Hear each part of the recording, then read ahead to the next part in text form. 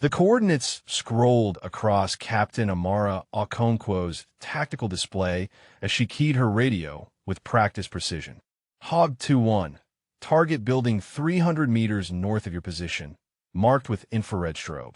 Friendly's danger close at 200 meters. Confirm visual on the strobe. The A-10 pilot's response crackled back immediately, affirming acquisition. Amara's fingers moved across her targeting laser, painting the building with invisible light that only the pilot systems could see. Cleared hot on building, single pass, 30 millimeter. Break left after release. Ground forces will mark next target. The thunder of the Warthog's Gu-8 cannon rippled across the Nevada desert as the training exercise unfolded exactly as she had orchestrated it. 43 seconds. That was how long it took from her initial call to ordnance impact. It should have taken over a minute. The exercise controllers monitoring from the observation tower were silent for 3 full seconds before their radios lit up with congratulations. Captain Okonkwo, that was textbook precision. Exercise complete. All stations return to base. Amara pulled off her combat controller headset and allowed herself the smallest smile. 3 years of being questioned, doubted, second-guessed. 3 years since Kandahar. 3 years of proving herself over and over again in a job that most people did not even understand existed. Joint Terminal Attack Controllers were the invisible link between ground forces and the aircraft that kept them alive. They were the ones who spoke the language of both worlds, who could look at a chaotic battlefield and translate it into precise coordinates that turned 30,000 pounds of flying metal into surgical salvation. She climbed down from her elevated position on the mock battlefield, her boots hitting the sand with a soft crunch. The morning sun was already fierce, turning the training range into a shimmering expanse of heat and dust. Red flag exercises at Nellis Air Force Base brought together the best of the best from every branch, every allied nation. It was supposed to be where excellence was recognized, where skill mattered more than politics. Before we continue, drop a comment and let us know what state you are watching from. Have you ever witnessed someone being underestimated because of their role or appearance? The mess hall was packed with the usual chaos of post-exercise personnel grabbing late breakfast. Amara moved through the line efficiently, her tray collecting scrambled eggs and toast. She spotted Master Sergeant Chun from her unit, waving her over to a table near the windows. As she navigated between chairs and loud conversations, a voice cut through the din with the kind of authority that expected immediate silence. Well, if it is not the Air Force's finest button pusher. Lieutenant Colonel Derek Vaughn stood near the center of the room, his Army combat uniform crisp despite the desert heat outside. He was surrounded by 3 other officers, all infantry, all wearing the same expression of casual superiority. Vaughn's eyes locked onto Amara with something that looked almost like amusement. Tell me, Captain, how hard is it really to read numbers off a screen and talk into a radio? My 80-year-old daughter could probably handle that job. The mess hall did not go completely silent, but enough conversations paused that Amara felt the weight of attention shift toward her. She had encountered Derek Vaughn exactly 4 times since arriving at Nellis 2 weeks ago. Each interaction had been progressively more condescending.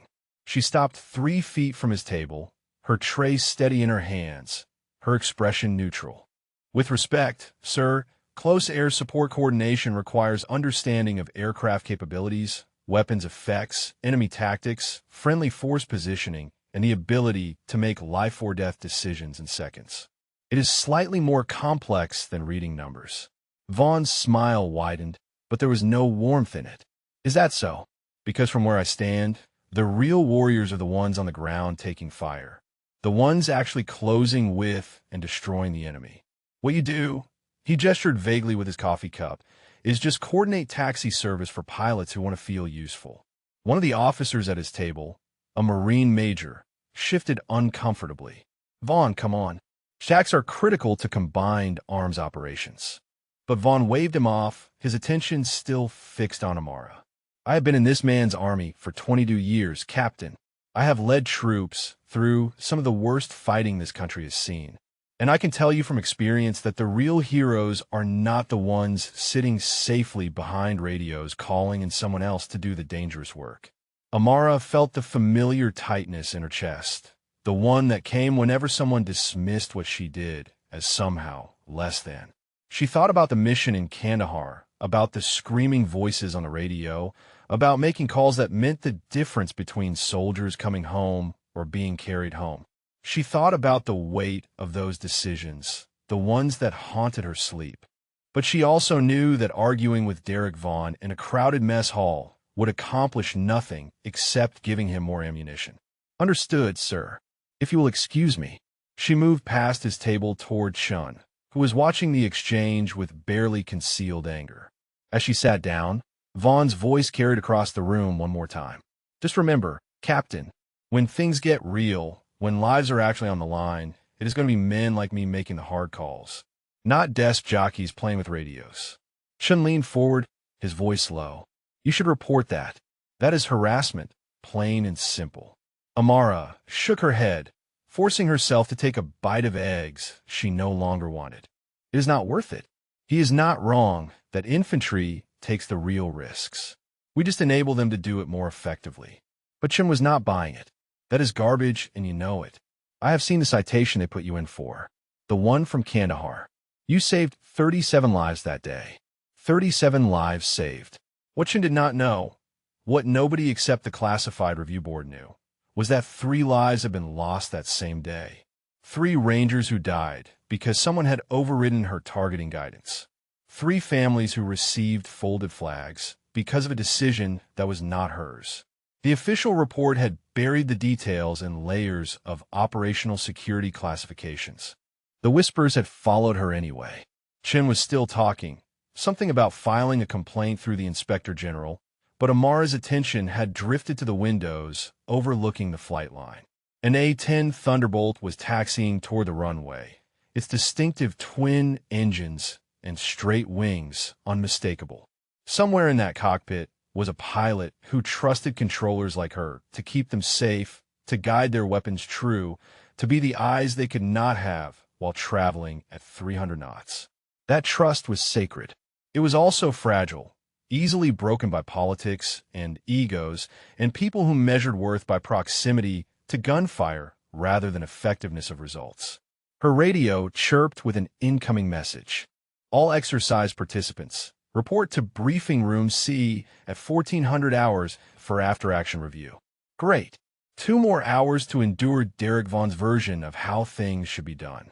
May I continue to Chapter 2? The briefing room smelled like stale coffee and dry erase markers. Amara took a seat in the back row, her notebook open to a fresh page even though she knew she would not need it. Her memory for mission details was photographic, a skill that had served her well and occasionally made others uncomfortable. Around her, 50 other personnel filtered in, the mix of uniforms representing every branch and half a dozen allied nations. Red Flag was the Super Bowl of military exercises, and everyone took it seriously. Lieutenant Colonel Vaughn entered last, moving to the front of the room with the confident stride of someone who had never questioned his place in the hierarchy. The exercise commander, a full bird colonel from the Air Force, began the after-action review with the standard format. Objectives achieved, lessons learned, areas for improvement. When he reached the close air support portion, his tone shifted to something approaching impressed. Captain Okonkwo's coordination this morning set a new standard for this iteration of Red Flag. 43 seconds from initial target identification to ordnance on target. Danger close to friendly forces with 0 safety violations. That kind of precision is what we train for. Amara felt eyes turn toward her, some approving, others measuring. Vaughn's expression remained carefully neutral, but his jaw was tight. The colonel continued, "I am uploading the mission recordings to the training database. This is what right looks like, people. Study it." The briefing continued for another 30 minutes, covering everything from logistics to communications protocols.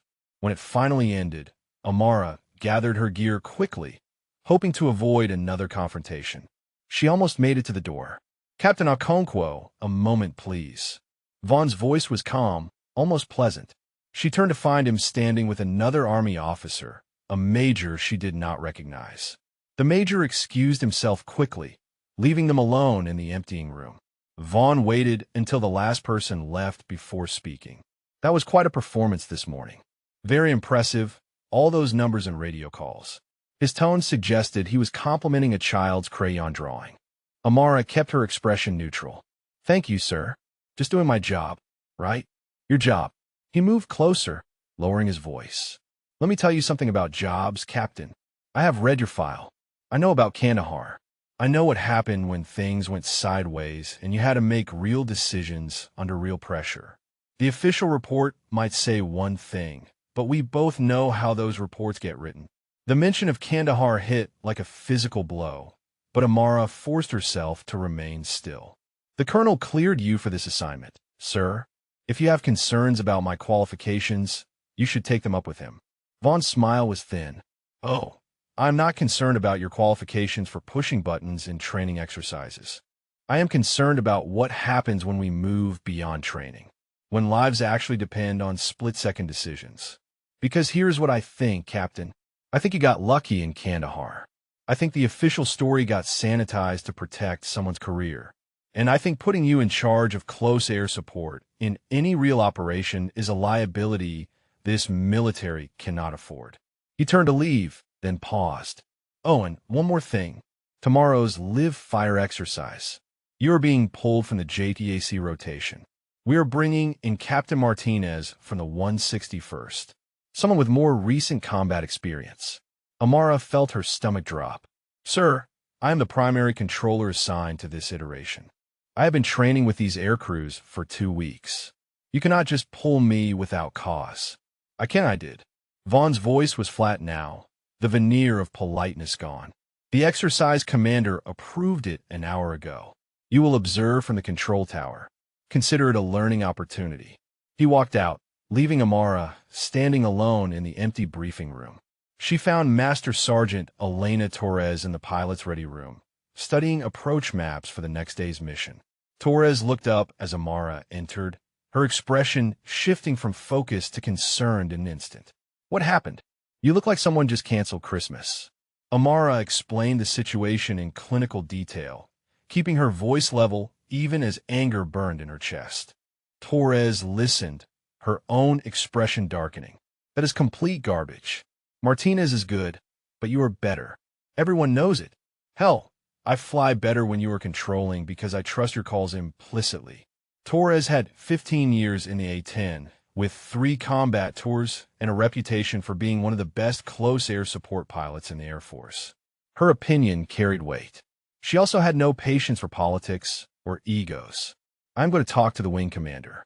This is clearly personal, and it is affecting mission effectiveness. Amara shook her head. Do not. It will just make things worse. Vaughn has enough rank to make my life miserable, and going over his head will give him ammunition. Torres slammed her hand on the table, making the maps jump. So what? You are just going to let him sideline you. Let him win. This is exactly the kind of toxic leadership that drives good people out of the service. I am not leaving the service. I'm just picking my battles. Amara sat down across from Torres, suddenly exhausted. There is something else. Something he said about Kandahar. He knows something, or thinks he knows something. The way he talked about the official report being sanitized. Torres was quiet for a long moment. They still do not know what really happened that day, do they? It was not quite a question. Amara looked up sharply. What do you mean they? Torres held her gaze. I mean the people who matter. I mean the truth about who made which calls and why 3 Rangers died. I have flown enough missions to know when something does not add up in an after-action report. And the Kandahar report had more holes than Swiss cheese. Before Amara could respond, the ready room door opened and 2 other pilots walked in, laughing about something. Torres stood, gathering her maps. Meet me at the flight line at 0600 tomorrow. I want to run through some scenarios before the live fire. Even if you're not controlling it, you should stay sharp. And Amara. She paused at the door. Whatever happened in Kandahar, whatever the real story is, it does not change the fact that you are the best JAC I have ever worked with. Do not let Vaughn or anyone else make you forget that. Amara walked back to her quarters as the sun set over the Nevada desert, painting the mountains in shades of orange and purple. 3 years of carrying the weight of Kandahar, of knowing the truth, but being unable to speak it without destroying careers and reopening wounds. 3 years of Derek Vaughn's name appearing in classified documents she was not supposed to have seen, his signature on decisions that had cascading consequences. He had been a major then, the ground force commander who had overridden her targeting guidance because he thought he knew better. 3 Rangers had paid the price for his arrogance. The official report had blamed equipment malfunction and the fog of war. Amara had been cleared of any wrongdoing, but the whispers had followed her anyway. And now Vaughn was a lieutenant colonel, still making decisions, still convinced that his judgment trumped everyone else's. Tomorrow she would watch from the tower as someone else did her job. She would smile and take notes and pretend that being benched did not feel like having her purpose stripped away. But she would also remember every detail, every call, every decision, because sooner or later, the truth had a way of surfacing. And when it did, she would be ready. The observation tower overlooked the entire live-fire range, a climate-controlled box of glass and electronics that felt more like a prison than a vantage point. Amara stood next to the exercise controller, headphones on, watching Captain Martinez coordinate the opening phase of the exercise. He was competent, methodical, professional. He was also taking twice as long as necessary to clear targets, and his danger close calculations were conservative to the point of inefficiency. Tower, this is Hog 2-1. We have been holding for 3 minutes. Confirm target clearance. Torres' voice carried a hint of frustration. Martinez was still cross-referencing his maps, double-checking coordinates that Amara could have rattled off from memory. She bit her tongue and said nothing. The exercise controller, a gruff master sergeant named Williams, glanced at her. You would have had that target cleared 90 seconds ago. Amara kept her eyes forward. Captain Martinez is following proper procedures, Sergeant. Williams grunted. Proper and fast are not mutually exclusive. Your procedures were proper, and you were faster. Down on the range, 4 Humvees playing the role of friendly forces were pinned behind a ridgeline by simulated enemy fire from a hardened structure 600 meters northeast. 2 F-16s orbited overhead along with Torres in her A-10. Martinez finally cleared the F-16s for a precision strike. The JDM hit the target building perfectly, sending up a plume of dust and debris. Effective, but it had taken 4 minutes from initial contact. In real combat, 4 minutes could mean the difference between casualties and survival. The exercise continued for another hour, each phase unfolding with textbook precision and glacial speed. Amara felt her frustration building with each delayed clearance, each overly cautious calculation. This was not how combat worked. Combat was chaos and split-second decisions and trusting your training when there was no time to second-guess. Captain Okonkwo, Lieutenant Colonel Vaughn wants to see you in the command post. The voice crackled through her headset, pulling her attention away from the exercise. Williams raised an eyebrow. That cannot be good. Amara descended the tower stairs and crossed the 100 meters to the command post, a temporary structure that housed the exercise leadership. Vaughn was standing over a map table, studying the range layout with 2 other Army officers. He looked up as she entered, his expression unreadable. Captain, I have been reviewing the exercise data from this morning. Your replacement is performing adequately, but his pace is slower than optimal. Amara waited, saying nothing. She had learned that silence was sometimes the best response to Vaughn. He continued, I am reassigning you back to JTAC duties for the afternoon phase. We have a compressed timeline and need faster target processing. It should have felt like a victory, but Amara recognized the setup. He was putting her back in only because Martinez's slow pace was making the exercise run long. The moment something went wrong, Vaughn would use it as evidence that she was not ready. Still, being back in the fight was better than watching from the sidelines. Yes, sir. When do you need me on station? 30 minutes. But there is a change to the scenario. Vaughn's finger traced a line on the map. The original plan had you positioned here, with clear line of sight to the target area. We're moving you here instead. He indicated a position 300 meters further back, partially obscured by terrain. It is a more realistic tactical placement.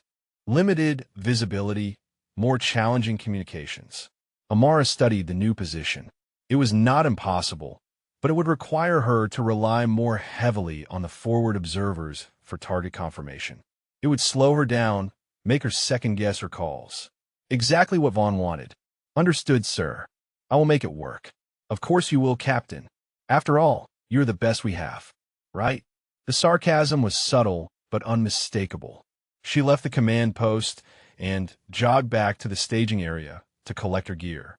Torres was there, performing her pre-flight checks on the A-10. The pilot looked up and grinned. Heard you were back in the game. About time. They realize Martinez is putting half the range to sleep. Amara smiled despite herself. He is doing fine, just not as fast as command wants. Torres snorted. He is doing adequate. You do exceptional. There is a difference.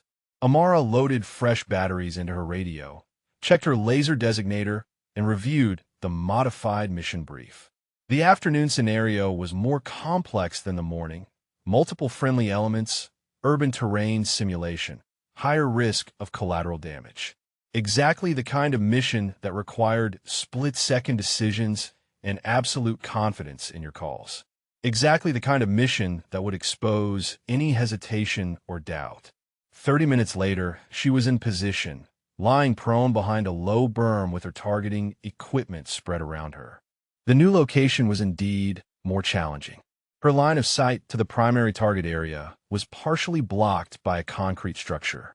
She would have to rely on verbal reports from the ground element and trust her spatial awareness to build an accurate picture. It was doable, but it added layers of complexity that the original position would not have had. Exercise hot. All stations check in. The controller's voice initiated the scenario. Amara watched as the friendly ground element, played by a Marine rifle platoon, advanced toward the simulated enemy position. 15 seconds in, they started taking fire. Contact front, heavy machine gun fire from structure bearing 045 degrees. Request immediate air support. Amara keyed her radio. Hog 2-1, this is Wildcard 6. Confirm you're on station. Torres responded instantly. Wildcard 6, Hog 2-1, is on station with full combat load, ready for tasking. Amara closed her eyes for 2 seconds, building the mental map from the audio reports and her pre-mission terrain study. Target is 2-story concrete structure, 045 degrees from friendly position, estimated range 400 meters. Friendlies are in defilade, 200 meters south. Stand by for laser designation. She activated her targeting laser, painting the building through the narrow gap in her sight line. The infrared beam was invisible to the naked eye, but would show up clearly on Torres' targeting pod. Hog 2-1, captured laser designation, tally target building. Request clearance hot. Amara ran the calculations in her head.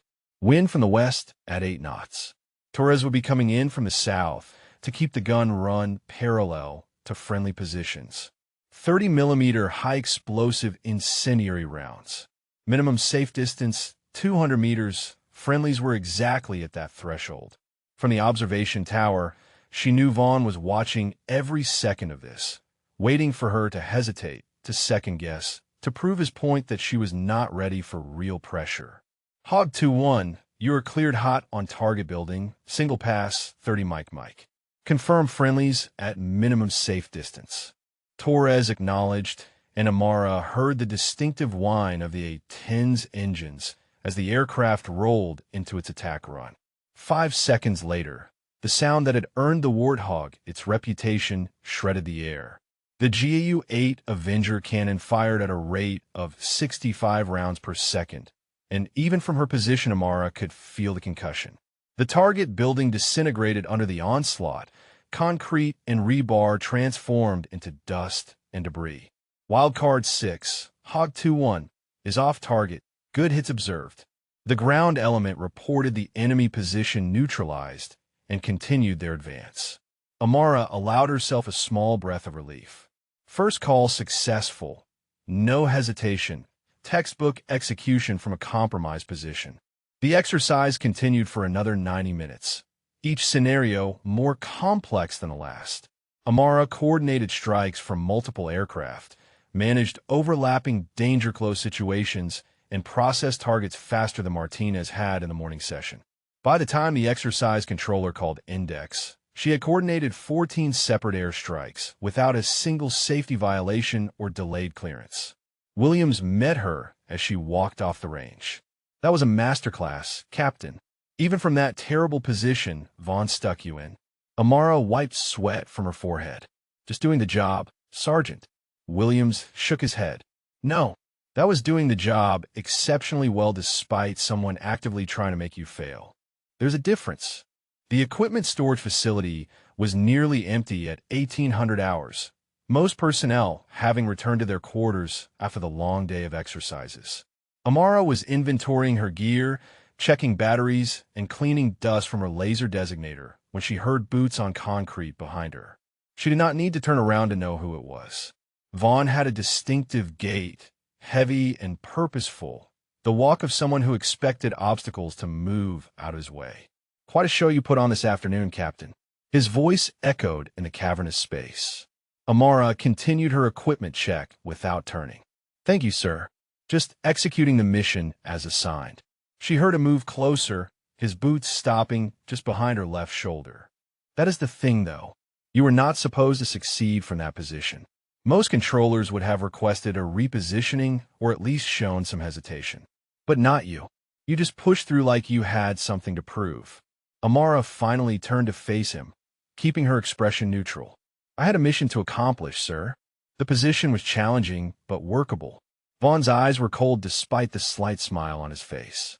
You know what your problem is, Okonkwo. You think being good at your job means you have earned respect. But respect in this military comes from understanding your place. Understanding that some roles are support and some roles are combat. You are support. You need to accept that. She felt the anger rising, but kept her voice level. With respect, sir, close air support saves lives. I have seen it firsthand. So have you. Vaughn's expression hardened. Do not presume to tell me what I have seen. I have been in firefights you cannot imagine. I have made decisions that kept men alive when everything was falling apart. What you do, calling an aircraft from a safe position, that is not the same thing. It will never be the same thing. The space between them felt charged, dangerous. Amara knew she should just acknowledge and move on, but something in his dismissiveness finally broke through her professional composure. In Kandahar, sir, my calls kept 37 soldiers alive during a 12-hour siege. That is not support. That is combat effectiveness. The moment the words left her mouth, she knew it was a mistake. Vaughn stepped closer, invading her personal space in a way that was clearly intended to intimidate. Kandahar. You want to talk about Kandahar? Let me tell you what happened in Kandahar, Captain. Equipment failed. Communications broke down. And 3 good Rangers died because someone made the wrong call at the wrong time. The official report might have cleared you, but reports get written to protect careers, not to tell truth. He was close enough now that she could see the vein pulsing in his temple, could smell the coffee on his breath. I was there too, remember. I saw what happened when the air support you called and hit the wrong building. I saw the aftermath. So do not stand here and lecture me about combat effectiveness. His hand came up and he shoved her shoulder, not hard enough to knock her down, but enough to make her take a step back. Do you know who I am? Do you understand that I can end your career with a single report? Amara's training screamed at her to de-escalate, to apologize, to back down. But another part of her, the part that had carried the weight of Kandahar's lies for 3 years, refused to yield. I know exactly who you are, sir, and I know what happened in Kandahar better than you might think. She held his gaze, not backing down another inch. The air support hit exactly where it was targeted. The question is who gave the final targeting authorization. For a moment, something dangerous flickered across Vaughn's face. Then he stepped back, his expression shifting to cold professionalism. You're dismissed, Captain, and I suggest you think very carefully about your career trajectory. This conversation is over.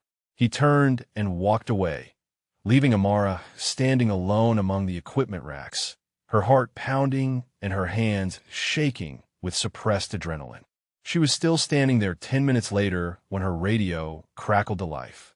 All personnel, this is command. Real-world situation, not a drill. Special operations element in contact, requesting immediate JDAC support for emergency extraction. All qualified controllers report to operations center immediately. Amara grabbed her gear and ran. The operations center was organized chaos when she arrived, with personnel rushing between workstations and radios crackling with urgent traffic. The exercise commander, Colonel Peterson, saw her enter and waved her over. "Okonkwo, good. We have a situation. One of our special forces teams is in trouble. Details still coming in, but they need close air support for extraction. You're qualified for real-world operations, correct?" "Yes, sir. Current and qualified on all platforms." Peterson nodded. "Vaughn is being assigned as ground force commander for the reaction element. I need you as primary JDAC. Martinez is good, but you are faster, and this is going to be time-sensitive." He paused, looking at her carefully. "I know there is history between you and Vaughn. Can you work together on this?" Amara did not hesitate. "Yes, sir. The mission comes first." Peterson studied her for another second, then nodded. "Good. Brief starts in 10 minutes, wheels up in 90. Get yourself ready." The briefing room filled quickly with the personnel being deployed. Vaughn entered last, his eyes finding Amara immediately. His expression was unreadable, but she saw the slight tightening around his mouth. Peterson pulled up a satellite image on the main screen. "Here's what we know. Special Forces Team Razor is conducting sensitive operations in a training area that shares borders with a hostile force exercise. Intelligence failure meant they walked into a significantly larger enemy presence than anticipated. They are pinned down, taking casualties, and need immediate extraction." The map showed rugged terrain, multiple ridgelines, limited egress routes. Vaughn spoke up. "What assets do we have available?" Peterson gestured to the air operations officer, who rattled off the list. 2 Apache helicopters for close support, 1 Chinook for extraction, 2 F-16S on standby, and 1 A-10 with full combat load. Torres, Amara thought. Of course Torres would volunteer for this. The briefing continued with intelligence updates, enemy disposition, friendly force locations. Amara absorbed every detail, already building the three-dimensional picture in her mind of how the mission would unfold. Vaughn would lead a ground element to secure the extraction point. She would coordinate air support to suppress enemy positions and create a corridor for the Chinook. Simple in concept, brutally complex in execution. As the briefing broke up, Vaughn caught her arm. His voice was low enough that only she could hear. "I want to be very clear, Captain. Out there, you follow my instructions. If I tell you to hold fire, you hold fire. If I tell you to redirect, you redirect. Your job is to enable my ground operation, not to freelance." "Understood." Amara met his eyes. "Sir, my job is to coordinate close air support in the most effective manner to accomplish the mission. I will absolutely listen to your input as ground force commander, but final targeting decisions are mine. That is the doctrine, and you know it." Vaughn's grip on her arm tightened slightly. "We will see about that." He released her and walked away. Torres found her in the equipment prep area 20 minutes later. "So I hear we are working together on this. Real world, actual bad guys, the whole 9 yards." Amara was checking her survival gear, making sure everything was in place. "Looks like it. You ready for this?" Torres grinned, but there was steel behind it. "I have been waiting 3 years to work a real mission with you. Every simulation, every exercise, I have watched you make the perfect calls. Now we get to do it for real. Just promise me one thing." "What is that?" Torres' expression turned serious. "Do not let Vaughn get in your head. I know whatever happened between you two in Kandahar still haunts you. But out there, in the real thing, trust yourself. Your instincts are better than his ego, and that is what will keep people alive." Amara nodded, not trusting herself to speak. Torres clapped her on the shoulder and headed toward the flight line. 2 hours later, Amara was strapped into the back of a Black Hawk helicopter, racing through the darkness toward a firefight that would test everything she had trained for. Across from her, Vaughn sat with his rifle across his lap, his face illuminated by the red interior lights. Their eyes met for a brief moment, and in that look was 3 years of history, of blame, of unspoken truths. The helicopter banked hard, and the crew chief called out 5 minutes to landing zone. Amara checked her radio one more time and prepared to prove that she belonged in this fight. The Blackhawk touched down in a swirl of dust and rotor wash, and Amara was moving before the skids fully settled. Vaughn's ground element fanned out in a practiced defensive perimeter while she established her position behind a cluster of rocks that gave her clear line of sight to the target area 2 kilometers northeast. Through her night vision goggles, the world was rendered in shades of green, the terrain features standing out in sharp relief against the darkness.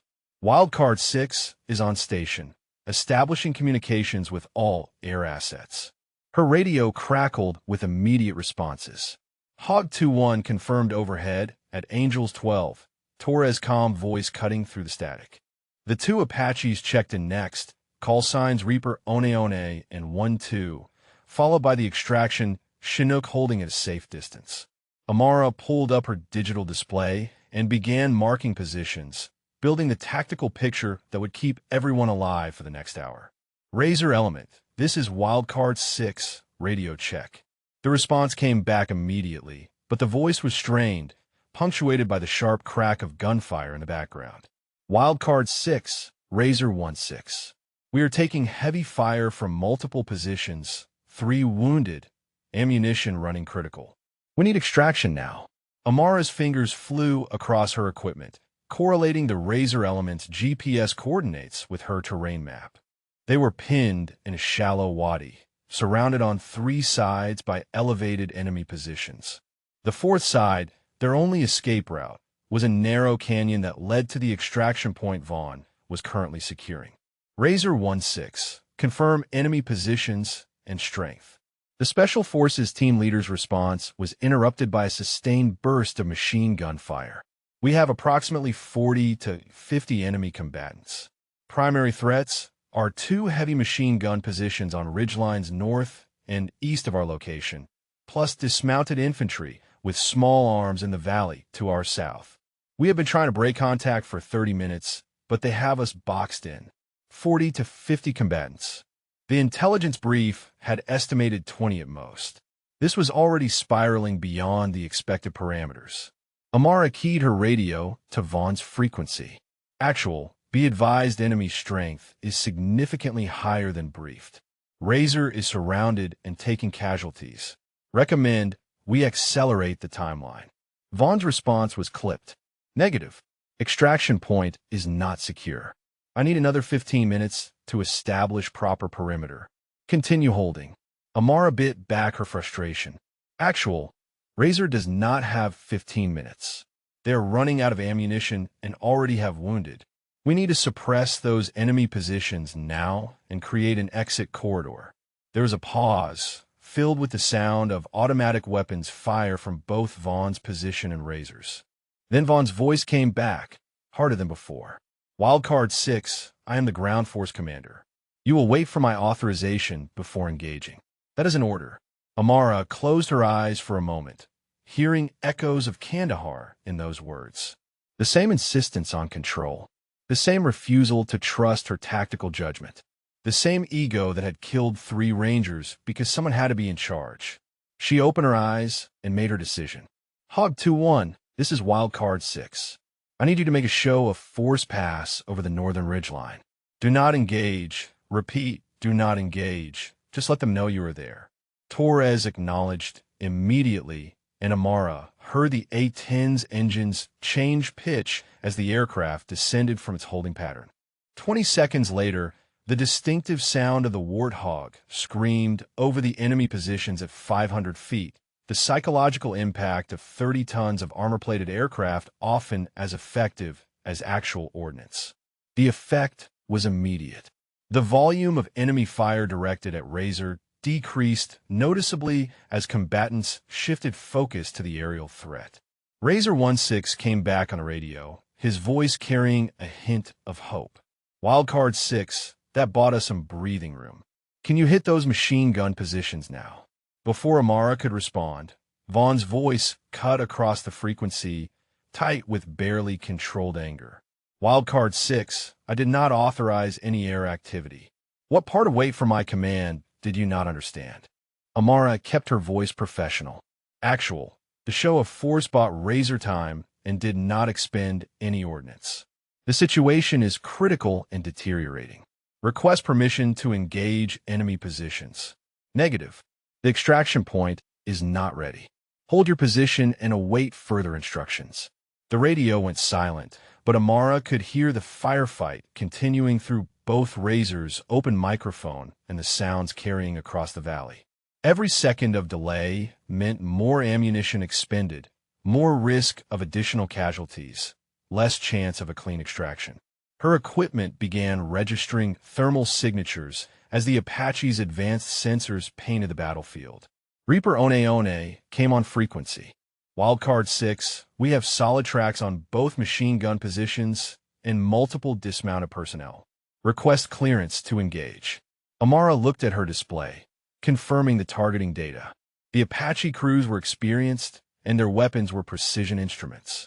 They could neutralize those positions in seconds, opening the route for Razor to move. Stand by Reaper A-10. She switched to Vaughn's frequency again. Actual, we have positive identification on all enemy positions. Apaches are requesting clearance to engage. Razor needs this support now. Vaughn's response was immediate and sharp. Negative. I will not have air assets engaging until my ground element is in proper position. You are compromising the entire operation with your impatience. Impatience. The word hung in the air, laden with accusation. This was not impatience. This was tactical necessity. This was understanding that the plan had to adapt to reality, not the other way around. This was exactly like Kandahar, where Vaughn had insisted on waiting for perfect conditions while the situation spiraled out of control. Amara's hands tightened on her radio, 3 years of suppressed frustration threatening to overwhelm her professional discipline. Wildcard 6, Razor 1-6. A new voice cut through her internal struggle, younger than the team leader, edged with pain. This is Razor 1-4. We have another man down, gunshot wound to the chest. He needs medical evacuation within 30 minutes, or we are going to lose him.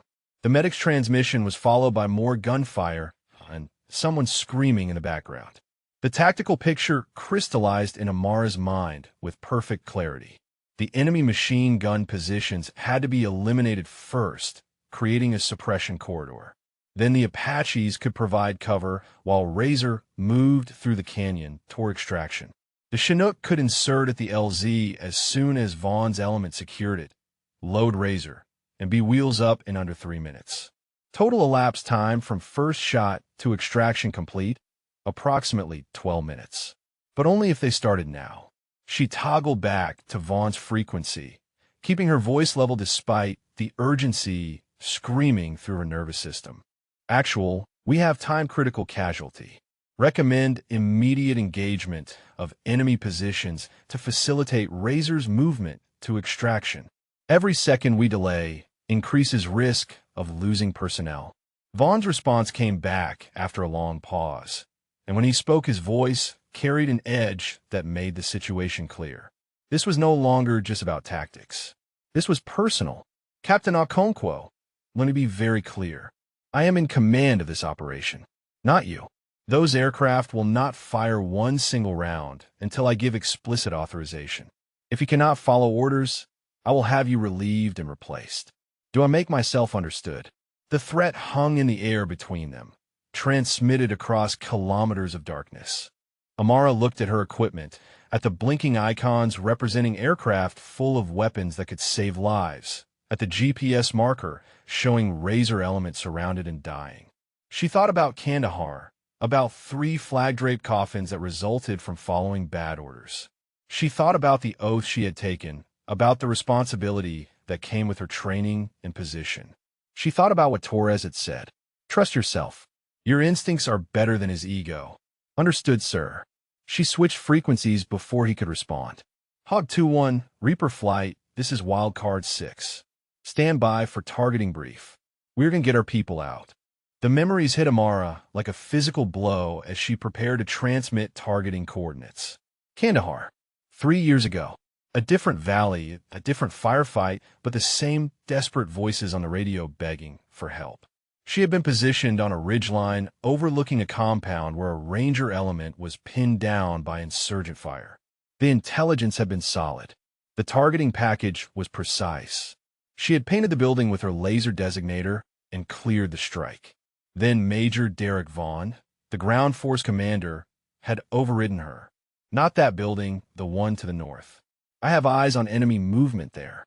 She had tried to argue, tried to explain that her position gave her better observation, that the northern building was showing no thermal signatures. But Vaughn had pulled rank. I am the ground commander, Captain. Redirect to the northern building. Now, the Apache had engaged the northern building with Hellfire missiles. The structure had exploded in a cascade of secondary detonations. Ammunition storage, Vaughn had declared triumphantly. Good kill. Except the real enemy fire had continued from the original building Amara had marked. And in the confusion, 3 Rangers attempting to maneuver had been caught in the open. 2 had died instantly. The 3rd had bled out before the medevac could arrive. The official investigation had blamed equipment malfunction and the fog of war. Vaughn's report stated that the JTAC controller had provided unclear targeting guidance. Amara's report, buried in classified annexes, told a different story. But she was a captain and he was a major with 2 Bronze Stars and connections in the Pentagon. The truth had been sanitized, rewritten, classified. The families of those 3 Rangers had been told their sons died heroically in combat. They had never learned that their deaths were preventable. Amara had carried that weight for 3 years. The knowledge that she had been right, that she could have saved those men if she had just trusted her training and refused the order. The guilt of not fighting harder, not pushing back, not making Vaughn listen. And now, in another valley with another team dying, she was facing the exact same choice. Wildcard 6, Razor 1-6. We are down to less than 5 minutes of ammunition. Whatever you're going to do it now. The Special Forces team leader's voice snapped her back to the present. Her hands moved with practiced precision across her equipment, designating the 2 machine gun positions on her tactical display. Reaper One, target is enemy machine gun position grid November Bravo, Fort 8635. Building on northern ridgeline. Estimate 4 to 6 enemy personnel. Friendly's danger close at 300 meters southeast. Confirm visual on target. The Apache pilot responded immediately.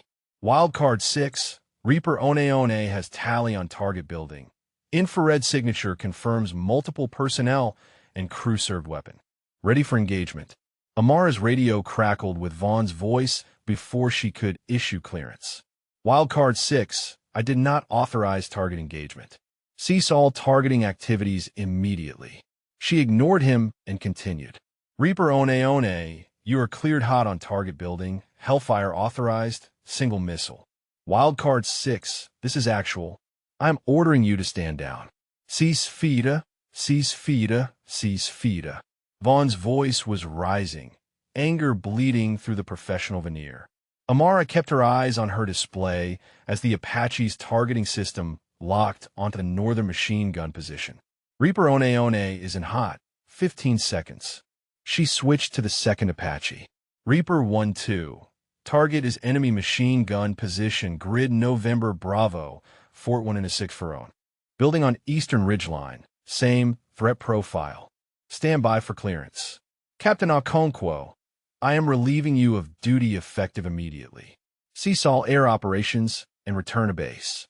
Vaughn's transmission was nearly shouting now, but Amara's attention was locked on the northern ridgeline, where a streak of fire marked the Hellfire missile's trajectory. The explosion lit up her night vision goggles, the machine gun position disappearing in a ball of flame and debris. Reaper One, good kill confirmed. Reaper 1-2, you're cleared hot on eastern position. The second Hellfire launched 8 seconds later, and the eastern machine gun position ceased to exist. The volume of fire directed at Razor Element dropped by 70% in an instant. Razor 16 came back on frequency, his voice carrying disbelief and hope in equal measure. Wildcard 6, both heavy positions are neutralized. We are preparing to move. Amara was already coordinating the next phase. Hog 2-1, I need you to suppress the dismounted infantry south of Razor's position. 30mm gun runs, north to south orientation to keep you clear of friendlies. Torres acknowledged without hesitation, and Amara heard the A-10's engines change pitch as the aircraft rolled into its attack run. Vaughn's voice cut across the frequency again, but now there was something else beneath the anger. Something that sounded almost like desperation. Okonkwo, you're ending your career. I will see you court-martialed for this. You are relieved, do you understand? You are relieved. The GAU-8 Avenger cannon opened up with its distinctive roar, 7-barrel Gatling gun spitting armor-piercing incendiary rounds at nearly 4,000 rounds per minute. The enemy infantry position south of Razor erupted in chaos, combatants either killed instantly or diving for cover. Torres made 3 passes, each one precisely calculated to suppress, without endangering the friendly element. Razor 16 transmitted movement updates as his team broke contact and began their fighting withdrawal toward the extraction point. Amara coordinated like a conductor leading an orchestra. The Apaches shifted to overwatch positions, their sensors tracking any enemy attempting to pursue Razor. Torres maintained a racetrack pattern overhead, ready to re-engage at a moment's notice. The Chinook began its approach to the landing zone that Vaughn's element had secured despite his radio distraction. Every piece moved in perfect synchronization, every aircraft exactly where it needed to be, every weapon employed with surgical precision. 12 minutes after the first Hellfire launch, Razor element linked up with Vaughn's ground force at the extraction point. The wounded were loaded first, then the rest of the team. Amara listened to the reports over her radio, tracking the exfil in real time. Extraction bird is wheels up, all personnel accounted for. The mission was successful. Every member of Razor Element was going home alive. The Blackhawk that had inserted Vaughn's team returned to pick up Amara and the ground element. She secured her equipment and climbed aboard, taking a seat in the crowded cargo bay. Vaughn was across from her, his face illuminated in harsh angles by the red interior lights. He stared at her with an expression of pure fury, his jaw clenched so tight she could see the muscles jumping.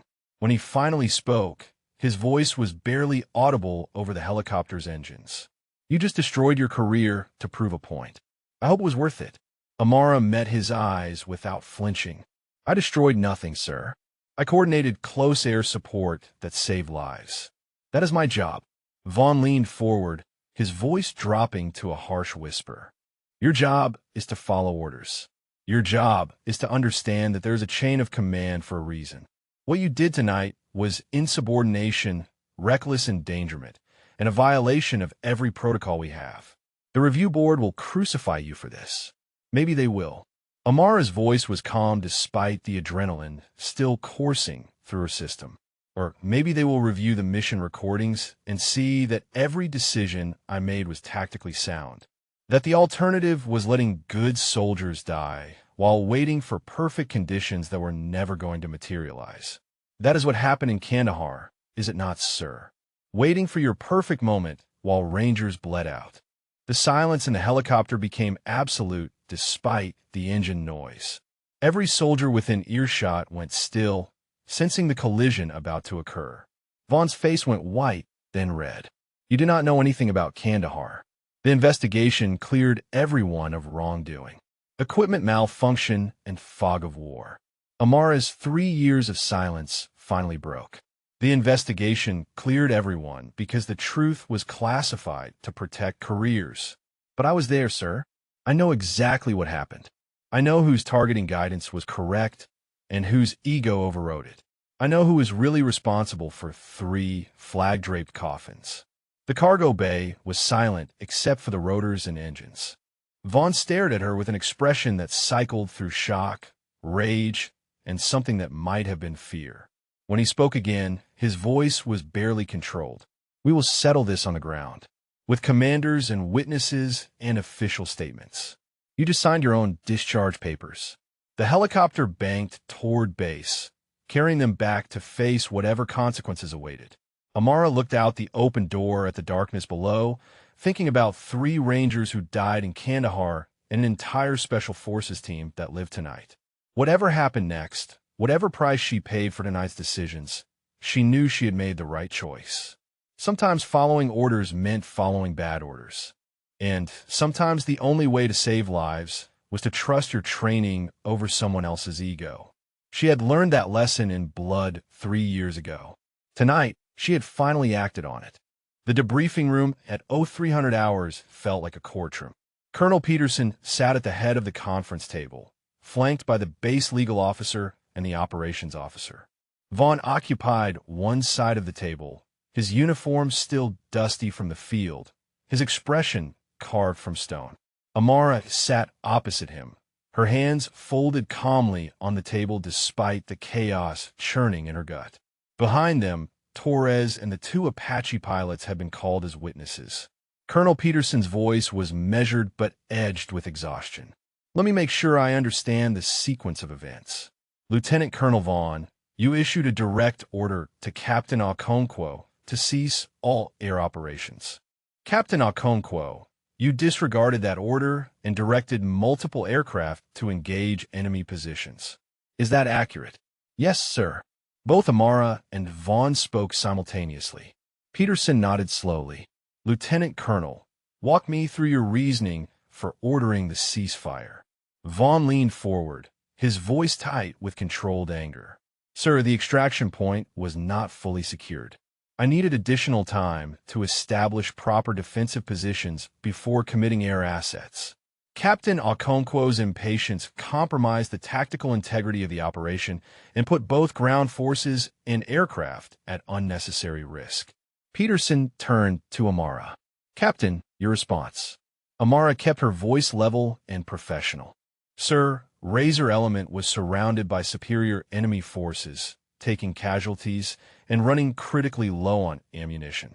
The tactical situation required immediate air support to suppress enemy positions and create an egress route. Delaying engagement would have resulted in additional friendly casualties or potentially complete loss of the element." The legal officer interjected. "Captain, you are aware that disobeying a direct order from a superior officer during combat operations is a court-martial offense." Amara met his eyes without flinching. "Yes, sir, I am aware. But I am also aware that my responsibility as a Joint Terminal Attack Controller is to coordinate close air support in the most effective manner to accomplish the mission and preserve friendly forces. I made a tactical decision based on my assessment of the battlefield."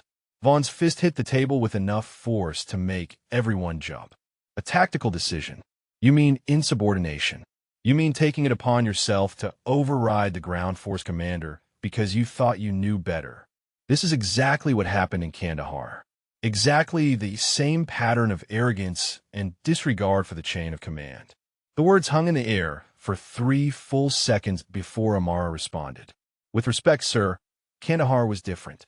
In Kandahar, the ground force commander overrode correct targeting guidance from the JTAC, resulting in 3 Ranger deaths. Tonight, the JTAC prevented that same mistake from happening again." The silence that followed was absolute. Peterson's eyes narrowed. "Captain Okonkwo, are you making an accusation regarding the Kandahar incident? Because the official investigation concluded that was equipment malfunction." Amara took a breath, knowing she was crossing a line that could not be uncrossed. "Sir, I am stating that there are classified annexes to the Kandahar investigation that tell a more complete story. Annexes that detail conflicting targeting guidance between the ground commander and the JTAC. Annexes that show that JTAC's original target designation was correct and the ground commander's override was not." Vaughn stood up so fast his chair tipped backward. "This is slander. This is a desperate attempt to deflect from tonight's insubordination by dragging up a closed investigation. I will not sit here and be accused of causing friendly casualties by some captain who cannot follow basic orders." Peterson held up his hand. "Lieutenant Colonel, sit down." "Now." Vaughn remained standing for another moment, his chest heaving, before slowly righting his chair and sitting. Peterson turned to the operations officer. "Give me the complete classified file on the Kandahar incident.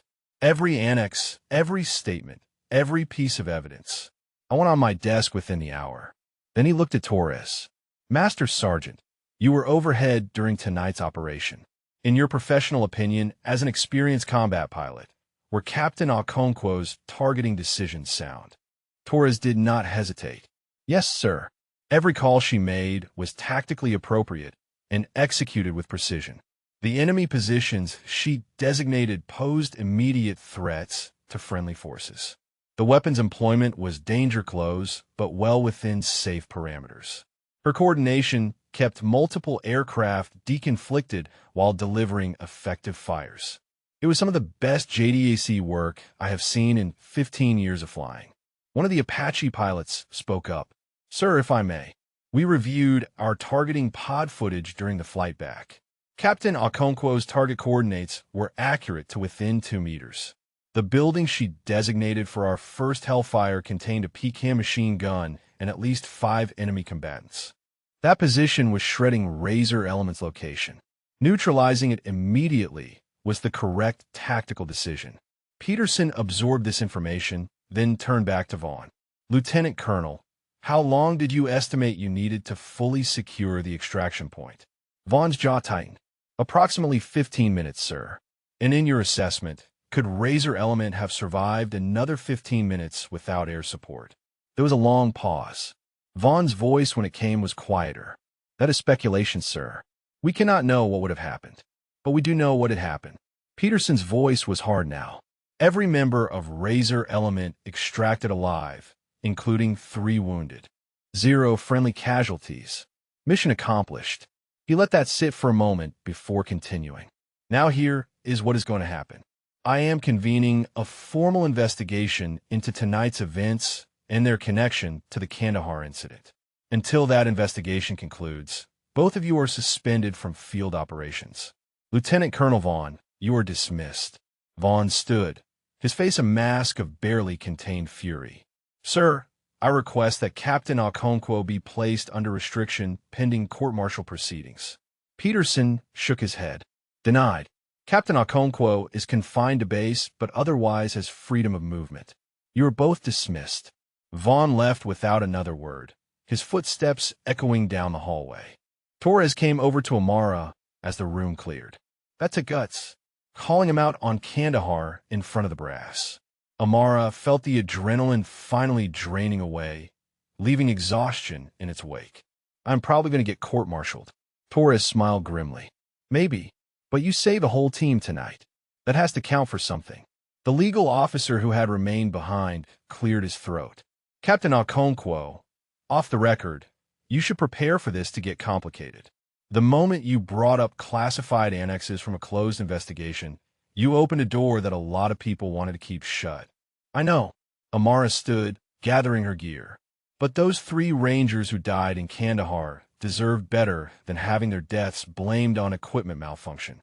Their families deserve the truth." The legal officer studied her for a moment. "You realize that even if you're proven right about Kandahar, disobeying orders tonight could still end your career." Amara headed for the door. "Some things are worth more than a career, sir." She walked out into the pre-dawn darkness, the Nevada sky just beginning to lighten in the east.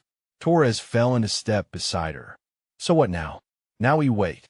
Amara looked up at the sky, where somewhere an A-10 and 2 Apaches were landing after a mission that saved lives. "We wait and see if doing the right thing for the wrong reasons is enough, or if the wrong thing done by the book matters more." They walked in silence for a while before Torres spoke again. "For what it is worth, I would fly with you any day. You have the best tactical mind of any controller I have worked with. That kind of trust is rare." Amara felt something loosen in her chest, some knot of tension she had been carrying since Kandahar. "Thank you, Elena. That means more than you know." Torres stopped at the turn toward the pilot quarters. "Get some sleep if you can. This is going to be a long few days." Amara continued to her own quarters, her mind replaying the night's events. The firefight, the decisions, the confrontation with Vaughn. She thought about the Razor team members who would wake up tomorrow alive because she had trusted her training over bad orders. She thought about 3 Rangers who had not been so lucky 3 years ago. Her phone buzzed with a text message. Unknown number. The message was short. This is Razor 16. My team wanted you to know we are all here because of your calls tonight. Whatever they throw at you for this, you have our backs. Thank you for trusting yourself. Amara stared at the message for a long moment, then saved it. Whatever came next, court-martial or vindication, she had made the right choice. She had learned from Kandahar's mistakes instead of repeating them. And if her career was the price for those lessons, she would pay it knowing that this time, everyone came home. Amara spent the next 48 hours in a strange limbo, confined to base but free to move within its boundaries. She used the time to prepare her statement, reviewing mission logs and recording her recollection of every decision she had made during the Razor extraction. She also requested access to her own copies of the Kandahar mission recordings, the one she had been given during the original investigation, the one she had kept for 3 years, waiting for this moment. On the second morning, Torres found her in the base gym, working through her frustration on a heavy bag. You know they're interviewing everyone who was on that mission, right? Every pilot, every ground force member, even the Chinook crew. Word is that Peterson is taking this seriously. Amara landed a combination that made the bag swing. Good. It should be taken seriously. 3 Rangers died because someone made a bad call. That should never have been swept under the rug. Torres caught the bag, steadying it. I talked to one of the Apache pilots this morning. They pulled the full gun camera footage from both birds. Every Hellfire launch, every target engagement, complete thermal imaging. The evidence is pretty damning for Vaughn's version of events. Amara wiped sweat from her forehead.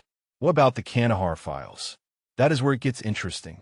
Torres lowered her voice even though the gym was empty.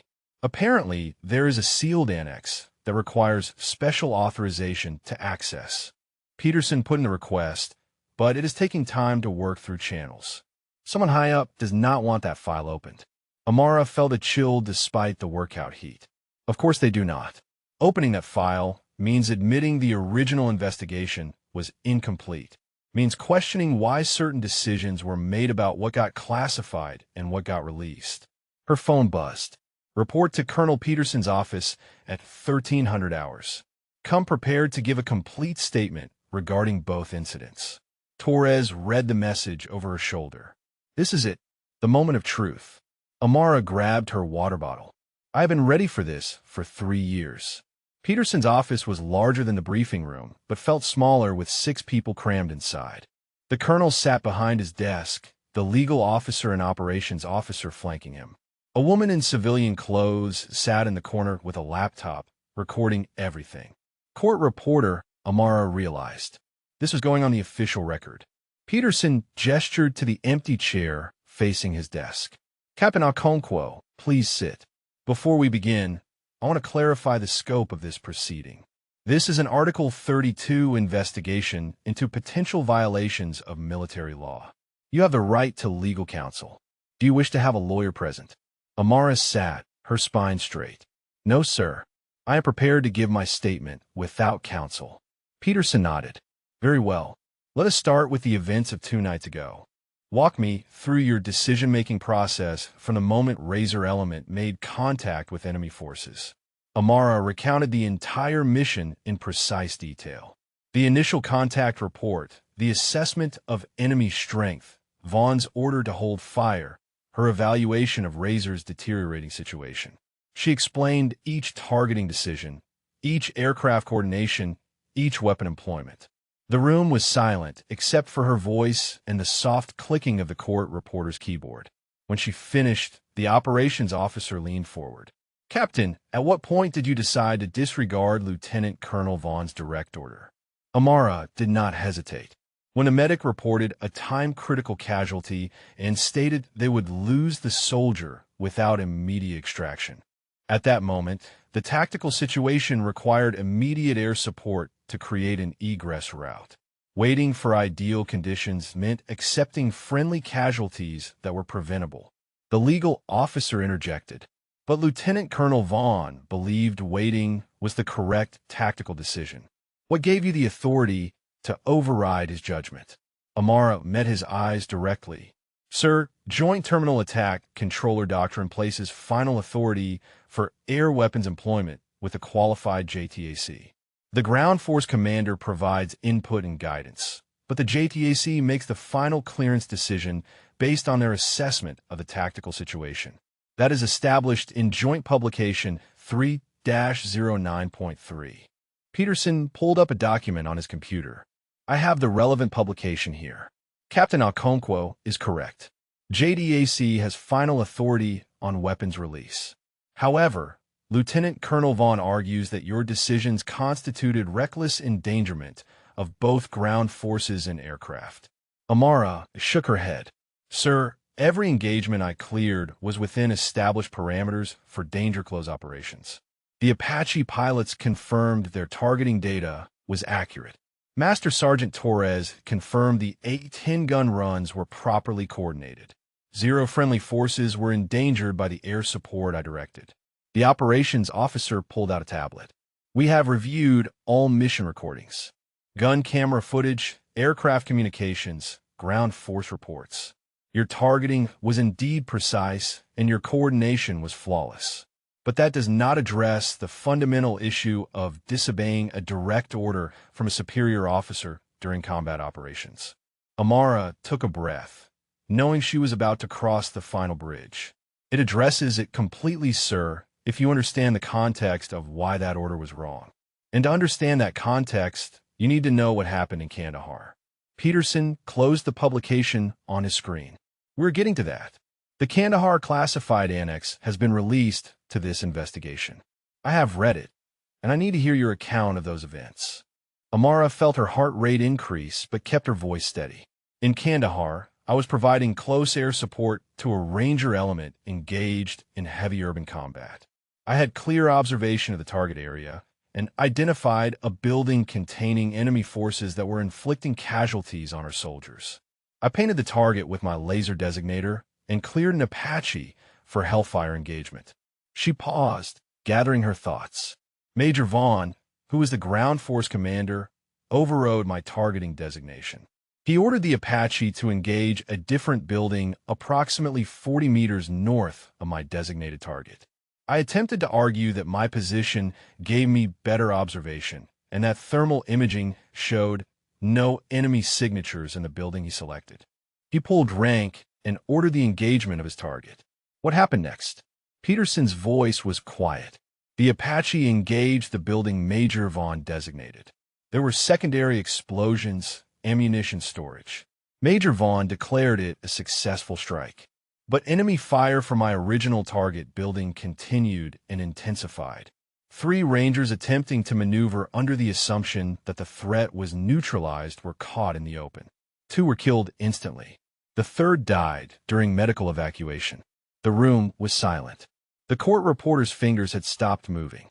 Peterson finally spoke. The official investigation concluded equipment malfunction and fog of war. Why was your account not included in the main report? Amara's voice was flat, emotionless, reciting facts she had memorized from 3 years of nightmares. My account was included in a classified annex along with mission recordings that showed the sequence of events. The investigating officer recommended that the incident be attributed to the challenging nature of urban combat rather than individual decision-making errors. The recommendation was that detailed fault attribution would not serve the interests of unit cohesion or the families of the deceased. In other words, a cover-up. The legal officer's voice carried disgust. Amara shook her head. Not exactly, sir. More like a decision that the truth was too complicated and too damaging to be worth pursuing. 3 Rangers were dead. Assigning specific blame would not bring them back. It would only destroy careers and create more pain. So the truth got classified, and the official story became equipment malfunction. Peterson pulled up another document. I have a classified annex here. The mission recordings clearly show that your target designation was correct and that Major Vaughn's override was based on faulty assessment of the tactical situation. The investigating officer's notes indicate that you attempted to protest the override but were ordered to comply. Is that accurate? Yes, sir. Amara's hands were clenched in her lap, knuckles white. I was a captain. He was a major with combat experience and command authority. I followed his order even though I knew it was wrong. And 3 men died because I did not trust my training enough to push back harder. Peterson leaned back in his chair. So when you faced a similar situation 2 nights ago, you chose differently. Amara nodded. Yes, sir. I learned from Kandahar that following bad orders in the name of chain of command can cost lives. My job is to coordinate air support effectively, not to enable poor tactical decisions. When Lieutenant Colonel Vaughn ordered me to hold fire while Razor Element was dying, I made the decision to prioritize the mission and the lives of our soldiers over the ego of a commander who was repeating the same mistakes he made 3 years ago.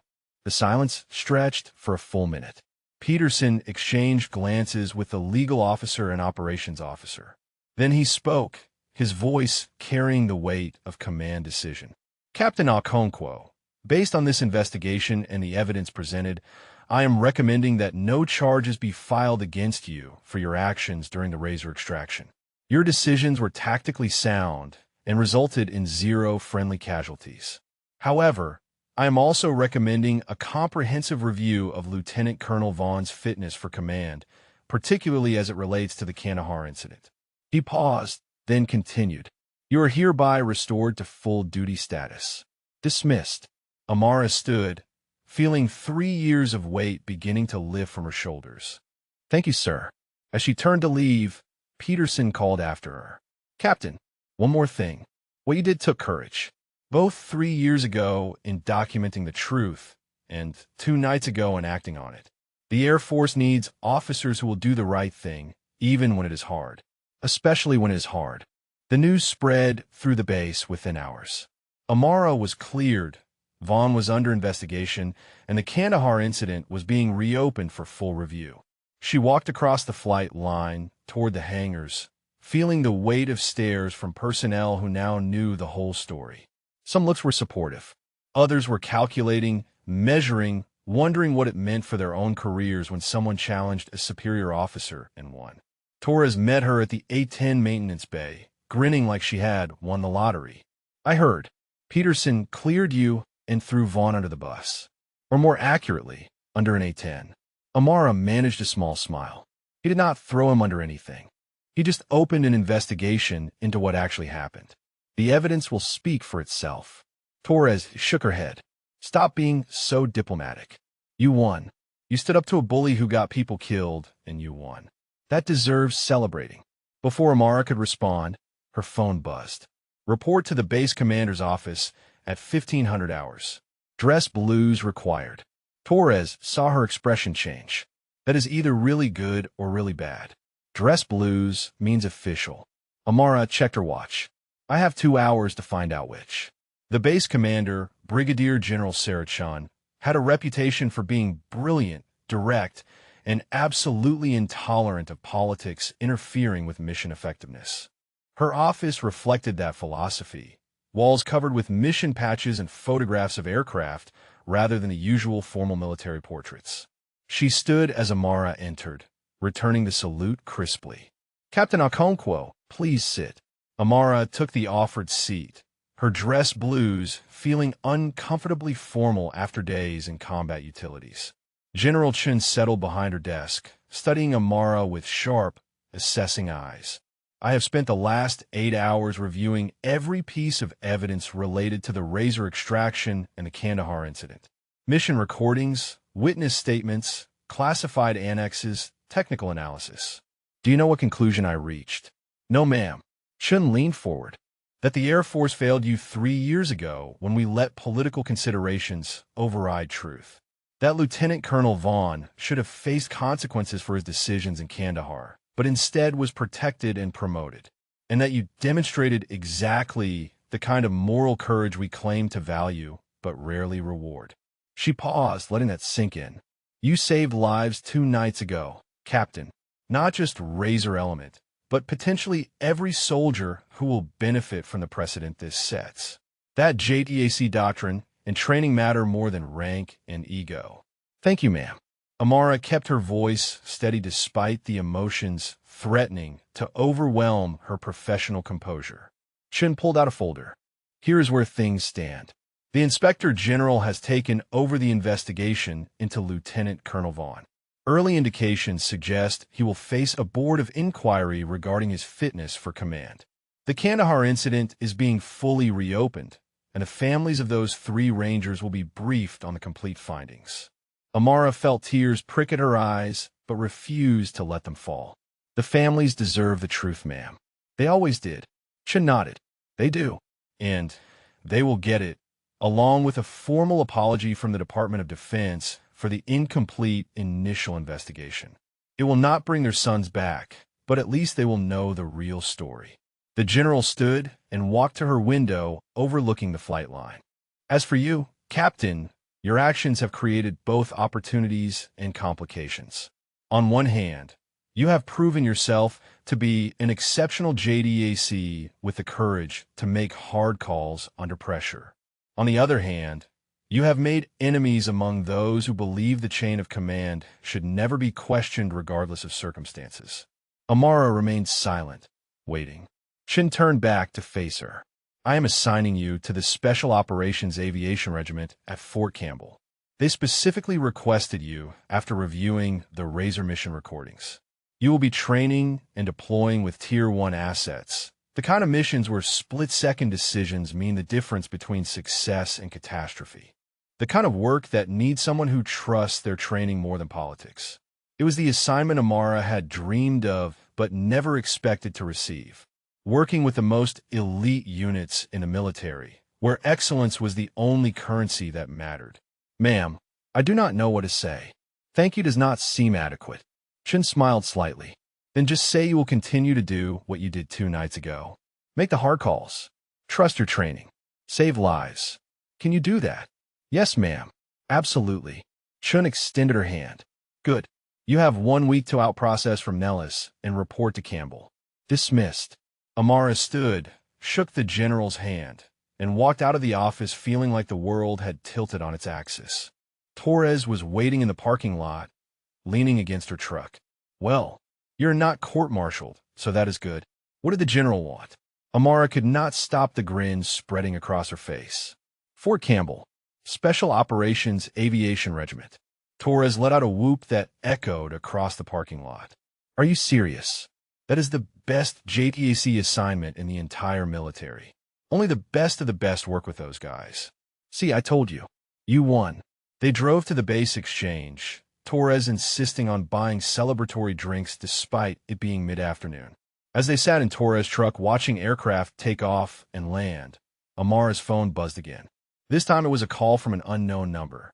She answered cautiously. Captain Okonkwo. The voice on the other end was gruff, older, with a Texas accent. Captain, this is Command Sergeant Major Bill Hendricks, Ranger Regiment. I was the senior NCO in the unit that lost those 3 men in Kandahar. I just got briefed on what really happened that day. Amara felt her stomach drop. Sergeant Major, I am so sorry. I should have pushed back harder, should have refused the order, should have done something different. Hendricks cut her off. Stop. You were a captain being ordered around by a major with combat experience and command authority. You did what most officers would do in that situation. You followed orders. The problem was not you, Captain. The problem was that the order was wrong and the man giving it was too arrogant to listen. Amara heard him take a breath. I called because those boys' families are going to get the truth now. And I wanted you to know that none of us blame you. We blame the man who made the bad call and the system that protected him. You carrying guilt for 3 years does not honor their memory.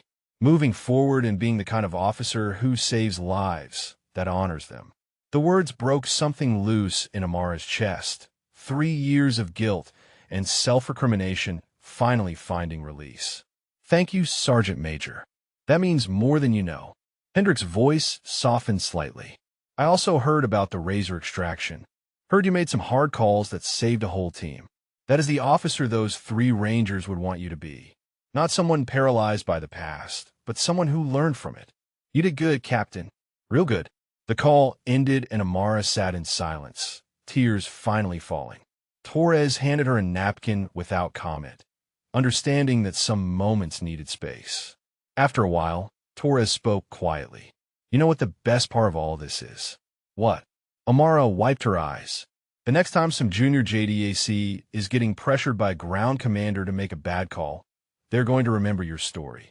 They're going to know that trusting their training and doing the right thing is worth the risk. You changed the culture, Amara. That is bigger than one mission or one career. Amara watched an A-10 taxi past, its ungainly profile somehow beautiful in the late afternoon sun. Maybe I just got lucky that everything worked out. Torres shook her head. Luck is when you are prepared and you act. You were prepared. You acted. And because of that, a lot of people are alive who would not be. That is not luck. That is excellence. They sat in comfortable silence for a while longer, watching the aircraft operations that never stopped on a military base. Amara thought about Kandahar, about 3 Rangers whose names she had memorized but never spoken aloud, about 12 Special Forces soldiers who would go home to their families because she had trusted herself when it mattered most, about all the future missions where JTACs would face similar choices and hopefully remember that doing the right thing was worth the risk. Her phone buzzed one more time. A message from Razor 16. Heard you are heading to Campbell. We operate out of there. Looking forward to working with you again. The best JDAC we have ever had. The words settled into place alongside the others, building a foundation of validation that 3 years of classified annexes and buried truth had denied her. She had done the right thing, both in documenting what happened in Kandahar and in refusing to let it happen again. The cost had been high, but the alternative had been unacceptable. Torres started the truck. Come on, let me buy you actual dinner to celebrate. And tomorrow we start figuring out how to pack your stuff for Kentucky. Amara smiled, feeling lighter than she had in 3 years. Tomorrow we plan.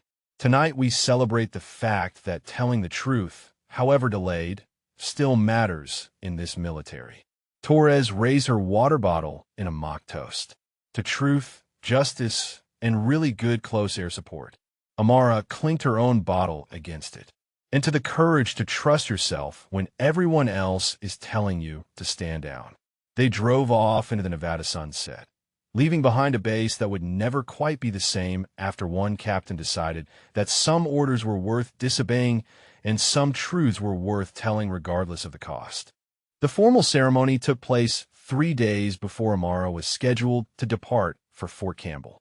She had not expected it, had not even known it was happening until Torres showed up at her quarters at 0600 with dress blues and a knowing smile. Get dressed. We have somewhere to be in 30 minutes. No questions, just trust me. The base theater was packed when they arrived. Amara recognized faces from across the red flag exercise, pilots and ground personnel, maintenance crews, and support staff. At the front of the room sat the 3 members of Razor Element who had been wounded during the extraction, now recovered enough to attend. Command Sergeant Major Hendricks stood near them in his dress uniform, his chest covered in ribbons from 3 decades of service. General Chun walked to the podium as Amara and Torres found seats near the back. The general's voice carried clearly through the sound system. We are gathered this morning to recognize exceptional performance under the most demanding circumstances.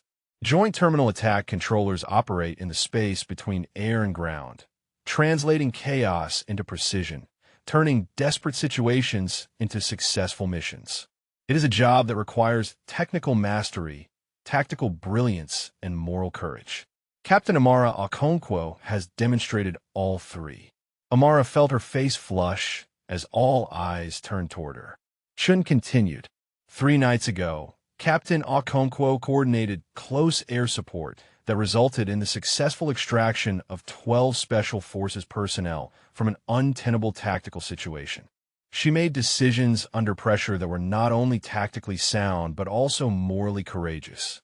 She prioritized mission success and the preservation of life over personal risk to her career. Today, we honor that dedication. Shin gestured for Amara to come forward. Amara walked to the front on legs that felt disconnected from her body. The general held up a medal, the bronze star catching the light. Captain Amara Okonkwo, for exceptionally meritorious achievement in connection with military operations against an opposing armed force. Your decisive actions, executed with precision and courage, directly resulted in saving 12 American lives. Your performance reflects great credit upon yourself and the United States Air Force. She pinned the medal to Amara's uniform as the room erupted in applause. But Chin was not finished. Additionally, I am pleased to announce that effective immediately, you are promoted to the rank of Major. Congratulations, Major Okonkwo. The applause grew louder. Torres was on her feet, whistling. The Razor Element members stood at attention, saluting. Amara returned the salute, overwhelmed by the recognition that 3 days ago had seemed impossible. As the ceremony concluded and people began to disperse, Command Sergeant Major Hendricks approached. He extended his hand, and Amara shook it, noting the strength in his grip despite his age. Major Okonkwo, I wanted to speak with you privately, if I may. They moved to a quiet corner of the theater as the crowd filtered out. Hendricks pulled an envelope from his jacket. This is from the families of the 3 Rangers who died in Kandahar. They asked me to give it to you after they were briefed on the full investigation findings. Amara's hands trembled slightly as she took the envelope. Sergeant Major, I do not know if I can read this right now. Hendricks nodded. I understand, but I can tell you what they said to me. They said they do not blame you. They said they appreciate that you documented the truth, even when it was classified. And they said they are grateful that you learned from what happened and made sure it did not happen again. Those 12 Special Forces soldiers who came home, those families see that as honoring the memory of their sons. Amara felt tears threatening again, but maintained her composure. Thank you, Sergeant Major, for everything. Hendricks gave her a rare smile. You earned it, Major. Now go to Campbell and keep being the kind of officer who makes the hard calls. We need more like you. He walked away, leaving Amara holding the envelope and a bronze star that felt heavier than its actual weight. Torres found her outside the theater, standing in the morning sun. So, Major Okonkwo, how does it feel? Amara shook her head in disbelief. Surreal. 3 days ago, I thought I was going to be court-martialed. Now I am promoted and decorated. Torres bumped her shoulder. That is what happens when you are right and you have the guts to stand by it. The system does not always work, but sometimes it does. The people who matter saw what you did and recognized it. They walked toward the flight line, watching the morning's training sorties launch. Amara finally opened the envelope Hendricks had given her. Inside were 3 photographs and a handwritten letter. The photographs showed the Rangers who had died in Kandahar. Young faces full of life, frozen in moments before that final mission. The letter was brief but powerful, written in 3 different hands as the families had each added their thoughts. Major Okonkwo, we have spent 3 years believing our sons died because of equipment failure and the unpredictable nature of combat. Learning the truth has been painful, but it has also brought clarity. You tried to save them. You made the right call. Someone else overrode you, and that person will face consequences. But you have carried guilt that was never yours to carry. We release you from that burden. Our sons would not want their deaths to paralyze someone who could save others. They would want you to use what you learned to be the best officer possible. The 12 soldiers who came home because of your courage are a living memorial to our boys. Thank you for honoring their memory by refusing to let history repeat itself. With gratitude and respect, the Martinez, Chun, and Williams families. Amara read it twice, then carefully folded it and put it back in the envelope. Torres had been reading over her shoulder and was wiping her own eyes. That is one of the most powerful things I have ever read. Amara nodded, not trusting her voice. They stood in silence for a while, watching A-10's taxi and launch. Finally, Torres spoke. You know what you need to do now, right? What is that? Stop carrying Kandahar like a cross. You honored those Rangers by learning from what happened. You honored them by saving Razor Element. Now honor them by moving forward and being the best JTAC in the Air Force. Let the past inform your future, not define it. The door to one of the maintenance hangars opened, and several people emerged. Amara recognized members of the Razor Element, still in their recovery uniforms but moving well. The team leader, the one who had sent her the message, walked over with purpose. Major Okonkwo, we wanted to thank you in person before you leave for Campbell. What you did for us, the calls you made under that kind of pressure, that is why we are all here. That is why our families get to see us again. Another team member stepped forward. My daughter turned 3 yesterday. I got to be there for her birthday because you trusted yourself enough to make the hard calls. That is not something I will ever forget. One by one, the Razor Element members shook her hand or hugged her, expressing gratitude that made the Bronze Star and the promotion feel secondary to the real reward of knowing she had made a difference. As they left, Torres checked her watch. You have a visitor scheduled in 10 minutes. Who? Torres smiled mysteriously. Someone who heard about your promotion and wanted to pay their respects before you leave. Amara was about to ask for more details when she saw a figure approaching across the tarmac. Lieutenant Colonel Derek Vaughn, walking with the stiff formality of someone who had rehearsed this moment. He stopped 3 feet away and came to attention. Major Okonkwo, may I have a moment of your time? Amara exchanged a glance with Torres, who nodded and stepped away to give them privacy. Of course, Colonel. What can I do for you?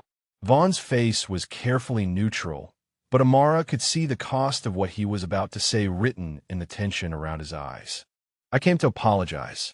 For Kandahar, for the Razor extraction, for questioning your judgment and abilities. The Inspector General investigation has made it clear that I allowed ego and pride to override tactical sense. 3 years ago and 3 nights ago, I made decisions that could have cost lives, and in Kandahar did cost lives. You were right, and I was wrong. He paused, seeming to struggle with the words. I am being reassigned to a staff position pending the Board of Inquiry outcome. My career is effectively over, but that is appropriate. I failed as a commander. I failed those Rangers in Kandahar, and I failed Razor Element by trying to control a situation I did not fully understand. Amara studied him, seeing not the arrogant officer who had shoved her and questioned her worth, but a man confronting the consequences of his choices.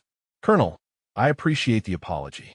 For what it is worth, I hope the Board of Inquiry is fair and considers your entire record, not just these incidents. Vaughn shook his head. Do not be generous. I do not deserve it. You tried to save those Rangers, and I stopped you. You saved Razor Element despite me trying to stop you. The difference between those outcomes is entirely because you learned from my mistakes and refused to enable them again. He extended his hand. You are a better officer than I ever was, Major. The Air Force is lucky to have you. Amara shook his hand, feeling the weight of 3 years finally lifting completely. Thank you, Colonel. I hope you find peace with whatever comes next. Vaughn walked away, his shoulders carrying a burden that Amara no longer shared. The final days at Nellis passed in a blur of out-processing paperwork and farewell conversations. Amara found herself sitting in the base chapel one evening, the quiet space offering refuge from the whirlwind her life had become. She was not particularly religious, but something about the stillness felt necessary. The envelope from the Rangers' families sat in her lap, the photographs of Martinez, Chun, and Williams arranged in front of her. I am sorry I cannot save you. Her voice was barely a whisper in the empty chapel. But I promise I learned from losing you. I promise that what happened will never happen again on my watch. She touched each photograph gently, committing their faces to permanent memory alongside their names. Then she carefully packed them away, not to forget, but to carry forward with purpose instead of guilt. Torres found her there an hour later. Figured I would find you here. Mind if I sit? Amara gestured to the pew beside her. Torres settled in with a sigh. I've been thinking about what happens after you leave. This base is going to feel different without you. Amara smiled slightly. You will barely notice I am gone. New iteration of Red Flag starts in 2 weeks. New faces, new missions. Torres shook her head. That is not what I mean. You changed something here, Amara. Not just with the Vaughn situation, but with how people think about the job. I have had 3 junior controllers come talk to me in the past 2 days. All of them asking about what it means to trust your training over rank. About how to know when to push back on bad orders. You started conversations that needed to happen. That sounds dangerous. Encouraging junior personnel to question authority. Torres laughed. Encouraging junior personnel to understand doctrine and stand by it when they are right. There's a difference. You did not tell anyone to be insubordinate. You demonstrated that technical expertise and tactical judgment matter, and that good leaders listen to subject matter experts regardless of rank. The military needs more of that, not less. They sat in comfortable silence for a while before Torres spoke again. I got orders too. Deploying in 6 weeks. Middle East, air support for special operations. Real-world stuff. Amara turned to look at her friend. That is what you have been waiting for. Torres nodded. Yeah, and I'm going to request that when you finish your training at Campbell, you get assigned to work with my squadron. We are good together. We trust each other. That is rare and valuable. Will you consider it? Absolutely. Amara felt warmth spread through her chest. The idea of working with Torres in actual combat operations, where their partnership could save lives, felt exactly right. I would be honored. They stood and walked out of the chapel into the Nevada evening. The base was quieter now, most personnel at dinner or in their quarters. The two women walked the flight line one last time, past the aircraft that had been part of their daily lives. The next morning, Amara loaded the last of her belongings into her car. Her quarters looked bare, stripped of the personal touches that had made it home for the past months. She did one final walkthrough, checking for anything forgotten, then locked the door and turned in her keys. Torres was waiting by her car with coffee and breakfast sandwiches. Road trip tradition. You cannot leave without proper fuel. They ate leaning against the car, watching the sun climb over the mountains. You know what the best part of all this is? Torres said between bites. What? You proved that doing the right thing, even when it is terrifying and could cost you everything, is still possible in this military. That integrity still matters. That truth still wins sometimes. A lot of people had started to doubt that. Amara considered this. I got lucky. The evidence supported me. The right people were willing to listen. It could have gone very differently. Torres shook her head firmly. Luck is what happens when preparation meets opportunity. You were prepared. You had documented everything. You knew your job cold. You had built relationships with people who trusted you. When the opportunity came, you were ready. That is not luck. That is professionalism. General Chin pulled up in a staff car, emerging in her flight suit. She must have come straight from a morning sortie. Major Okonkwo, I wanted to see you off personally. Amara came to attention, but Chun waved her to relax. I spoke with the commander at Campbell yesterday. They are very excited to have you. They have some challenging missions coming up and specifically requested a JEAC with your skill set and judgment. Thank you, ma'am. I will do my best to live up to the confidence you have shown in me. Chin smiled. You already have. But there is one more thing you should know. The Air Force is developing new training protocols for JTAC certification. Part of that training will include case studies on ethical decision-making under pressure. Your actions during the razor extraction will be one of those case studies. Future controllers will learn from what you did. Amara felt the weight of that responsibility settle onto her shoulders. I hope they learn the right lessons, ma'am. Chen's expression turned serious. They will learn that technical competence must be paired with moral courage. That following orders does not mean abandoning judgment. That the mission and the lives of our people come first always. Those are exactly the right lessons. She extended her hand. Good luck at Campbell, Major. Make us proud. After the general left, Torres helped Amara finish loading her car. This is it. Next time I see you, you will be working with the most elite operators in the military. No pressure or anything. Amara laughed. Thanks for that. Torres pulled her into a hug. Seriously, though, you have got this. You're ready for this. And when I deploy, I'm calling you to be my controller. Nobody else. Because I trust you with my life, and that is not something I say lightly. Amara returned the hug, feeling the strength of a friendship forged in shared purpose and mutual respect. I will be there. Count on it. They separated and Torres wiped at her eyes unselfconsciously. Okay, get out of here before I get all emotional. Long drive to Kentucky. Text me when you get there. Amara climbed into her car, started the engine, and rolled down the window. "Thank you, Elena, for everything. For believing in me when I was not sure I believed in myself." Torres grinned. "That's what friends do. Now go be awesome." Amara pulled out of the parking lot, watching Torres wave in the rearview mirror until she turned the corner. The drive to Fort Campbell would take 3 days. 3 days to process everything that had happened, to prepare for the next chapter, to let go of the past while carrying its lessons forward. She merged onto the highway heading east, leaving Nevada behind. Her phone buzzed with messages. One from Command Sergeant Major Hendricks wishing her well. One from Razor 16 saying his team looked forward to working with her again. One from the legal officer who had been part of her investigation, congratulating her on the promotion and the assignment. And one from an unknown number that turned out to be one of the Apache pilots from the extraction. "Just wanted to say thanks for making us look good. Your calls were so precise we could not miss. Anytime you need air support, we will be there." Each message represented a connection made, a relationship built on trust and competence. Each one a reminder that she was not alone in this profession, that there were good people doing hard jobs who valued the same things she did. The road stretched ahead, empty and full of possibility. Amara thought about the rangers she had lost and the soldiers she had saved.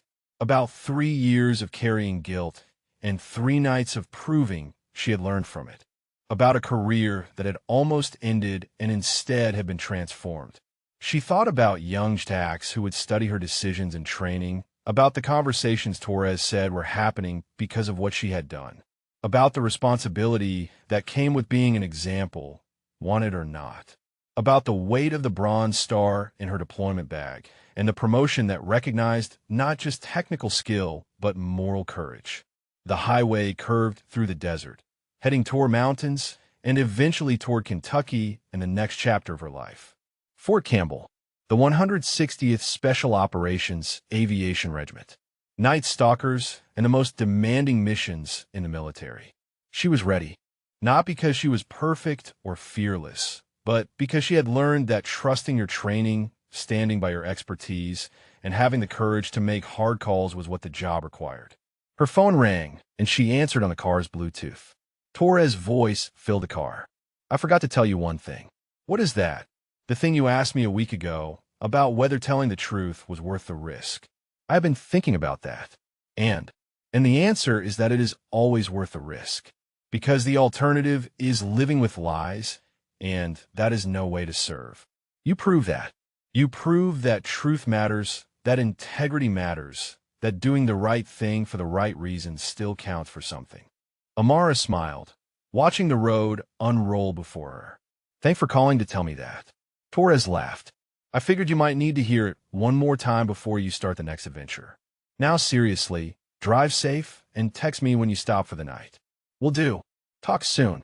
The call ended and Amara drove on, leaving behind the base where she had been tested and proven, heading toward the place where she would put those hard-won lessons to work. The sun was climbing higher now, burning off the last of the morning haze, illuminating the road ahead with crystalline clarity. It felt like a metaphor, obvious and perfect. She had emerged from 3 years of fog and doubt into clear air and solid ground. Whatever challenges waited at Fort Campbell, whatever missions lay ahead, she would face them with the confidence that came from knowing who she was and what she stood for. Fort Campbell appeared on the horizon 3 days later. The sprawling military installation straddling the Kentucky-Tennessee border like a small city dedicated entirely to aviation and special operations. Amara drove through the main gate, presenting her orders to the security personnel who checked her credentials and waved her through. The base felt different from Nellis immediately. Less transient, more purposeful. This was home to units that deployed constantly, that operated in the shadows, that measured success in missions accomplished rather than medals earned. She reported to the 160th Special Operations Aviation Regiment Headquarters building, a nondescript structure that gave no hint of the elite operations planned within its walls. The duty officer checked her in and directed her to the commander's office. Colonel James Reeves stood when she entered, a compact man in his late 40s with a weathered look of someone who had spent decades in cockpits and combat zones. Major Okonkwo, welcome to the Night Stalkers. Please sit. Amara took the offered seat, noting the mission plaques covering the walls. Operations she recognized from news reports, and many more she did not, their details likely still classified. Reeves settled behind his desk and studied her with sharp eyes. I have read your file. Multiple times, actually. The razor extraction was impressive work, but what interests me more is what came before it. Kandahar. 3 years of carrying a truth that nobody wanted to hear, documenting everything, waiting for the right moment. That shows patience and integrity. Thank you, sir. Reeves leaned forward. Here is what you need to understand about this unit, Major. We operate in environments where the margins are razor thin, where one bad call means Americans do not come home, where politics and ego cannot be allowed to interfere with mission success. We need people who will make the hard calls based on tactical reality, not rank or convenience. Your record suggests you're that person. Am I correct? Yes, sir.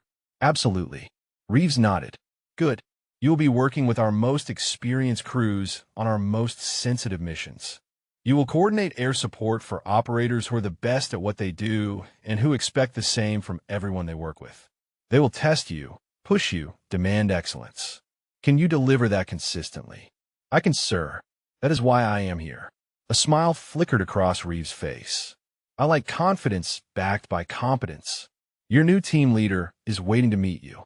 Master Chief Petty Officer Marcus Webb, Navy SEAL, 20 years of service, more deployments than I can count. He specifically requested you after reviewing the Razor mission tapes. Said anyone who could make those calls under that kind of pressure while being threatened with court-martial was exactly who he wanted coordinating his air support.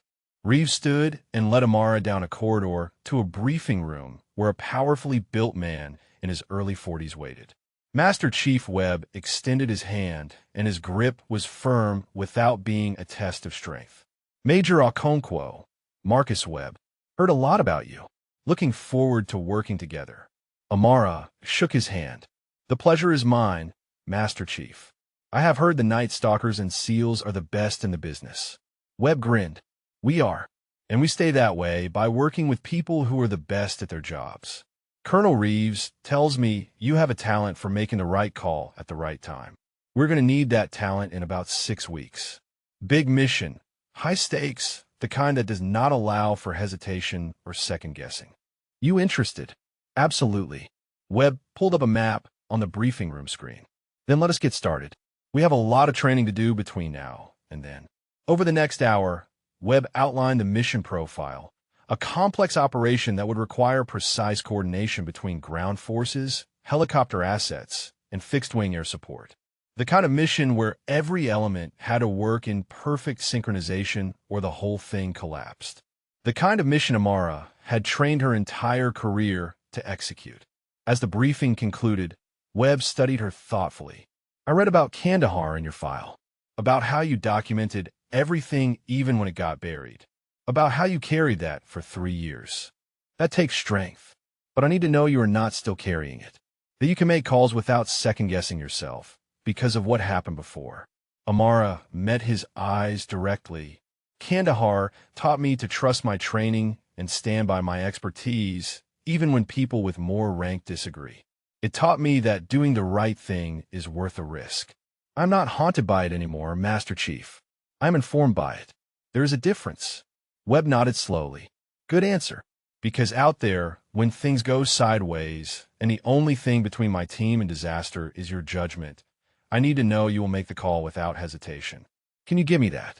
Yes, Master Chief. You have my word. Webb extended his hand again. Then welcome to the team, Major. Let's go save some lives together. The following weeks passed in intensive training. Amara worked with Webb's team and the helicopter crews, learning their tactics and capabilities, building the trust that came from shared preparation. She coordinated simulated missions in conditions that pushed every skill she possessed. Night operations, adverse weather, equipment failures, everything that could go wrong practiced until the responses were automatic. The team tested her constantly, not maliciously but necessarily, making sure she could deliver under pressure. 6 weeks after arriving at Fort Campbell, Amara found herself on a C-17 transport aircraft heading toward a classified location for the real mission. Webb and his team occupied one section of the cargo bay, checking equipment with the practiced efficiency of men who had done this hundreds of times. The helicopter crews were equally professional, their calm demeanor masking the complexity of the operation ahead. Amara reviewed her mission brief for the dozenth time, every detail committed to memory, every contingency planned for. Webb came over and sat next to her. "You ready for this?" Amara looked up from her notes. "As ready as I will ever be." He smiled. "That is the right answer. Nobody who is good at this job is ever completely confident. Healthy respect for the danger keeps you sharp." She closed her brief and looked at him. "Master Chief, can I ask you something? What made you request me specifically? There are a lot of experienced stacks out there." Webb was quiet for a moment. "I requested you because when I watched the Razor extraction tapes, I saw someone who made perfect calls while being screamed at by a superior officer who was threatening her career. I saw someone who prioritized the mission and the lives of the team over her own safety. That is the kind of person I want coordinating my air support. Because I know when things get ugly, and they always get ugly, you will do what needs to be done." The mission launched 12 hours later under cover of darkness. Amara coordinated from a command position with full communications to all air and ground assets. The operation unfolded with the precision that came from thorough planning and professional execution. When complications arose, as they always did, she adapted without hesitation. When Webb's team encountered unexpected resistance, she had aircraft on target within seconds. When a helicopter took fire and had to abort its approach, she redirected the mission flow seamlessly. Every decision was made with confidence born from training and experience and the knowledge that hesitation cost lives. 6 hours after it began, the mission concluded successfully. Every operator extracted safely. Every objective accomplished. 0 friendly casualties. As the aircraft climbed away from the target area, Webb's voice came through her headset. "Wildcard, that was textbook JTAC work. Perfectly coordinated. My team is alive because of your calls." "Thank you." Amara felt the satisfaction that came not from recognition, but from knowing she had done her job exactly as it needed to be done. "Copy that, Master Chief. Glad everyone is coming home." 3 months later, Amara stood in front of a classroom at the Air Force Special Operations School. 40 JDAC students in various stages of training filled the seats, their faces young and eager and nervous.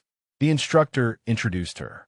"Major Amara Okonkwo has been invited to speak with you today about tactical decision-making under pressure. She has coordinated air support for some of our most elite units and has experience that directly applies to the challenges you will face in your careers. Major, the floor is yours." Amara moved to the front of the room, looking at the faces that reminded her of herself years ago. She thought about Kandahar and Nellis and Fort Campbell, about 3 Rangers lost and 12 Special Forces soldiers saved, and countless missions since where her calls had meant the difference between success and failure. She thought about the lessons learned in blood and vindication and the knowledge that doing the right thing was always worth the cost. "Thank you for having me. I want to talk to you today about something that does not get covered enough in technical training. The reality that you will face situations where your tactical judgment conflicts with the desires of people who outrank you. Where following orders means accepting outcomes you know are wrong. Where doing your job correctly requires courage as much as competence." She paused, making eye contact with students across the room. "Your job as a JDAC is to coordinate air support effectively and safely. You're the subject matter expert. You are the one with the training and the position and the responsibility. When you know you are right, when the tactical situation demands a specific action, you have an obligation to stand by your expertise even when it is uncomfortable, even when it is risky, because lives depend on you making the correct call, not the convenient one." She spent the next hour walking them through case studies, including the Razor extraction. She was honest about the fear, about the uncertainty, about the consequences she had faced. But she was also honest about the alternative, about what happened when good people stayed silent, about the cost of following bad orders. The students asked questions, and she answered with the same directness, never sugarcoating the reality, but also never suggesting that integrity was anything other than essential. As the class concluded, a young captain approached. "Ma'am, what you did, standing up to a lieutenant colonel during a mission, that took incredible courage. How did you know you were making the right choice?" Amara thought about that for a moment. "I did not know with absolute certainty. But I had trained for years to be good at this job. I had the tactical picture. I had the expertise. And most importantly, I had learned from past mistakes what happens when you do not trust yourself.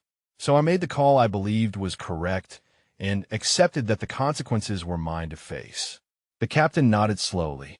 "I hope I have that kind of courage if I am ever in that situation." "You will." Amara smiled. "Because you will remember this conversation and you will know that doing the right thing, even when it is terrifying, is what the job demands." The young captain saluted and left, and Amara gathered her materials. Her phone buzzed with a message from Torres. "Deployment is official. 6 months starting next month. You still want to be my controller?" Amara typed back immediately. "Absolutely. Would not trust anyone else." The response came seconds later. "Good, because I would not fly with anyone else. See you in 3 weeks for pre-deployment training." Amara walked out of the school into the Kentucky afternoon, thinking about the deployment ahead, about the missions she would coordinate, about the lives that depended on her making the right calls. She thought about how far she had come from that valley in Kandahar where everything went wrong, about the truth that had finally emerged, about the Rangers whose memory she honored by being the best version of herself, about the culture she was helping to change, one mission and one lesson at a time.